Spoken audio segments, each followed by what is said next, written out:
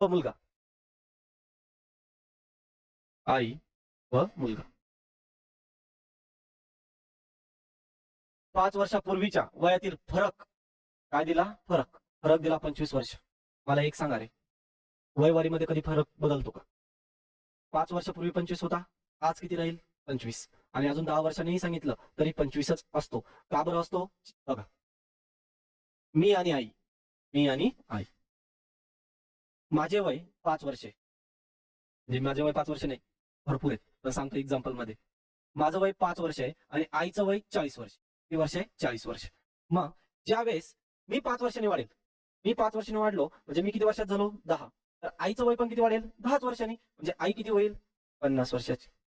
त्याच्यानंतर सॉरी 45, किती? 45. त्याच्यानंतर मी अजून 5 वर्षांनी वाढलो म्हणजे मी किती झालो? 15 वर्षाचा. तर आई किती वर्षाची होईल? 50 वर्षाची. म्हणजे यांच्यामध्ये जो फरक होता, इथं किती वर्षाचा होता? 35. इथं पण किती राहिला? 35. आणि इथं पण किती राहिला? 35. मग याच्यावरून आपण समजू शकतो की वयवारीमध्ये कधीही फरक बदलत नसतो. जो फरक आहे तो कायमचा राहणार. त्याच्यामुळं त्यांनी काय सांगितलं की 5 वर्षापूर्वी फरक किती होता? 25 वर्ष. मग आज पण किती असेल? 25 वर्ष असणार आहे. मग पुढं 5 वर्षानंतर त्यांच्या वयाचे गुणोत्तर 9:4 आहे. 5 वर्षानंतर 5 वर्षानंतर त्यांच्या वयाचे गुणोत्तर किती आहे? 9:4 असेल तर 5 वर्षापूर्वीचे आईचे वय किती? मी असं म्हणू शकतो का रे, 5 वर्षानंतर त्यांचा वयाचा फरक 25च आहे, कारण की फरक कधी बदलत नसतो. मग सरळ सरळ त्यांनी आपल्याला फरक दिलेला आहे. काय दिलेला आहे? फरक. मग या दोघांचा काय घ्यायची? फरक घ्यायचा. या दोघांचा काय घ्यायचा? फरक. 9 मधून 4 गेले, उरले किती? 5. 5 ला म्हणायचं 25. 5 ला किती म्हणणार? 25. तर 1 ला किती येईल? 5.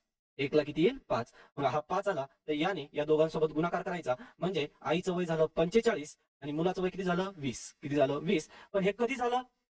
5 वर्षानंतर. कारण की गुणोत्तर कधीच आहे? 5 वर्षानंतरच आहे. मग वय कधी झालं? 5 वर्षानंतर.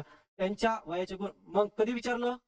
5 वर्षापूर्वीचे विचारलं आईचं. मग आईचं 5 वर्षानंतरचं वय किती आहे? 45.